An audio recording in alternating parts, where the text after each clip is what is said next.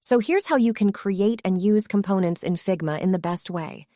It's quite easy and simple to do, but make sure you watch the full video so you don't miss out on any important steps. So the first thing you're going to do is open up any browser in your system. Head on to the search box and write www.figma.com. Now click on the first link, www.figma.com. Here is the top right corner on Login. If you have created an account, then log in. Otherwise, create an account, enter your email and password here to click on Login. Then your Figma page will open. After that, you have to click on the design file on the upper right side.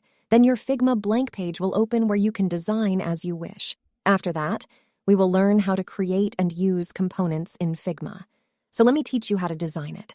First of all I have to do is click on the text option on the upper left side. Then we have to write a text. I write the play on it. After that, we will select it and right-click and click on the Add Auto Layout option. Then it will become a frame. After that, we will click on Frame 1 and go to the right side and click on the Fill option. You can keep its color as per your wish, like me, make it red. Then we will select Frame 1 and go to the top and click on the Create Component option. After that, this frame will become a component.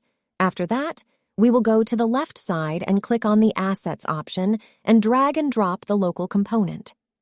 Now we have one component and one instance. Components on are the left side and instances are on the right side. If we do any designing in the component, it will also be in the instance, but if we do any designing in the instance, then it will not be in the component. So that's how we can create and use our component.